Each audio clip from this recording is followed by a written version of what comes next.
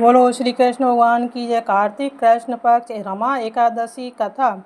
युधिष्ठिर कहने लगे, हे भगवान, आप मुझसे कार्तिक कृष्ण एकादशी का नाम और इसकी विधि तथा इसके करने से क्या फल मिलता है, सो विस्तार पूर्वक कहिए।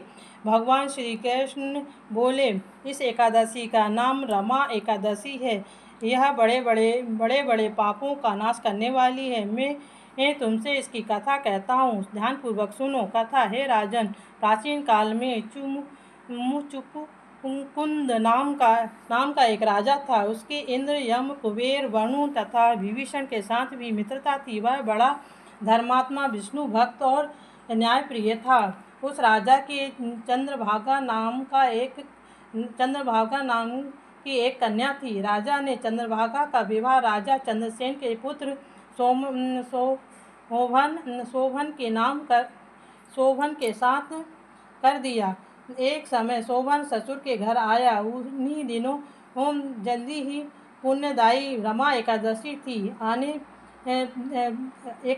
भी आने वाली थी। जब व्रत का दिन समीप आ गया तो चंद्रभागा को अत्यंत चिंता हुई कि मेरे पति बहुत दुर्लभ, वह व्रत कैसे करेंगे। मेरे पिता की आज्ञा अति कठोर है। दशमी को राजा ने ढोल बजवाकर सारे राज्य में यह घोषणा करा दी कि एकादशी को कोई भी भोजन नहीं करेगा। घोषणा सुनते ही शोभन को अत्यंत चिंता हुई और अपनी पत्नी से कहा, प्रिय, अब क्या करूं? क्या करना चाहिए? मैं तो किसी प्रकार भी भूख सहन नहीं कर सकता है। ऐसा उपाय बताओ कि जिससे मेरा कष्ट बच सके, अन्यथा मेरे प्राण अवश्य चले जाएंगे। चंद्रभागा कहने लगी, स्वामी, मेरे पिता के राज में एकादशी के दिन कोई भी भोजन नहीं करता है।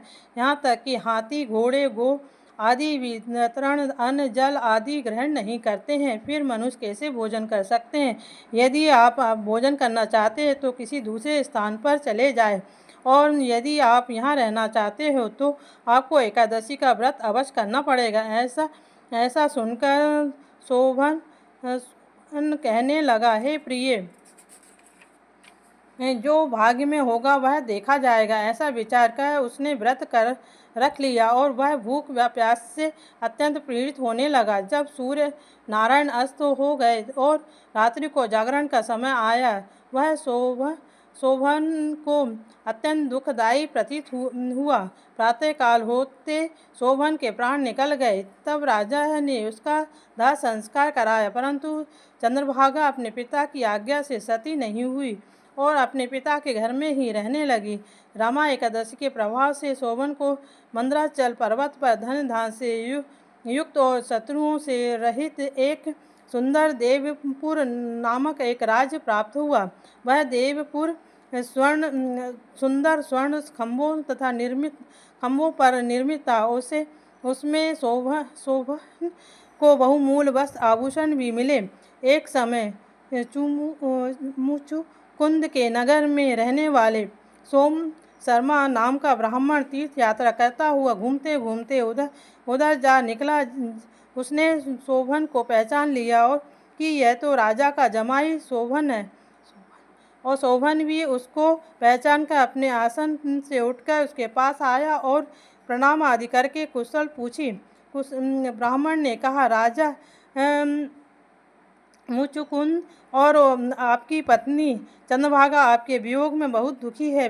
वैसे नगर में सब कुशल से हैं। तत्पश्चात ब्राह्मण बोला, हे राजन, मुझको अत्यंत आश्चर्य हो रहा है कि ऐसा सुंदर नगर जो ना किसी कभी देखा ना सुना, आपको यह मनोरथ अद्भुत नगर किस प्रकार प्राप्त हुआ है। तब शोभन बोला, कार्तिक कृष्ण पक्ष की रमा एकादशी का व्रत करने से मुझे ऐसा नगर प्राप्त हुआ है।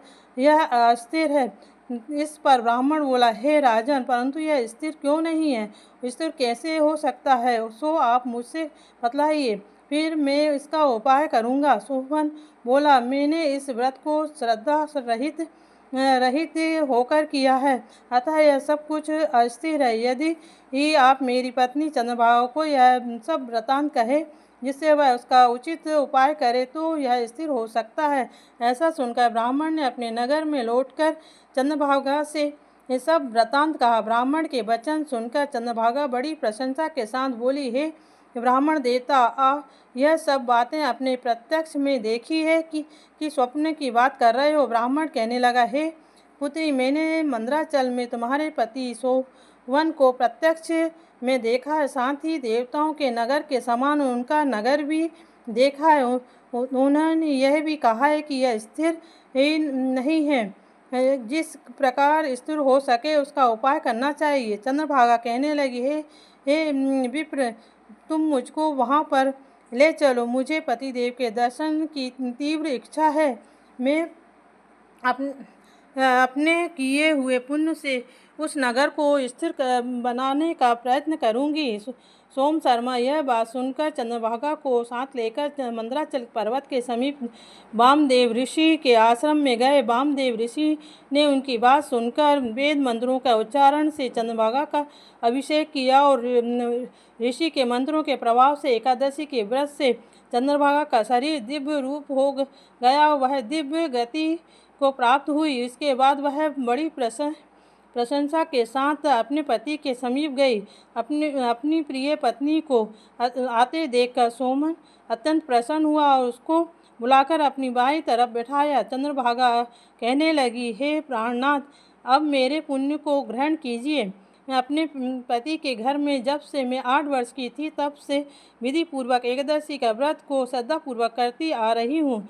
मेरे इस पुण्य के प्रभाव से आपका यह नगर प्रलय के अंत तक स्थिर हो जाएगा, समस्त मनोरथों को वैभव से पूर्ण होगा। चंद्रभागा ने उसी क्षण भगवान विष्णु का ध्यान किया और प्रार्थना की कि मेरे एकादशी के समस्त पुण्य मेरे पति के ये मनोरथों को पूर्ण करने हेतु स्वीकार करें।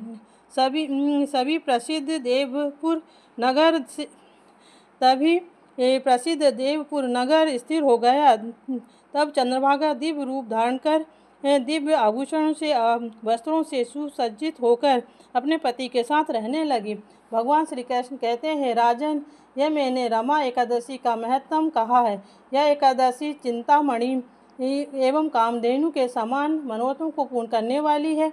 जो मनुष्य इस व्रत को करेगा उसके ब्रह्म हत्या आदि समस्त पाप नाश हो जाएंगे। कृष्ण पक्ष और शुक्ल पक्ष दोनों की एकादशी समान है, इसमें कोई भेद नहीं है, करना चाहिए। जो दोनों को पढ़ते हैं सुनते हैं वे समस्त पापों से छूटकर विष्णु लोक को जाते हैं। बोलो श्री कृष्ण भगवान की जय।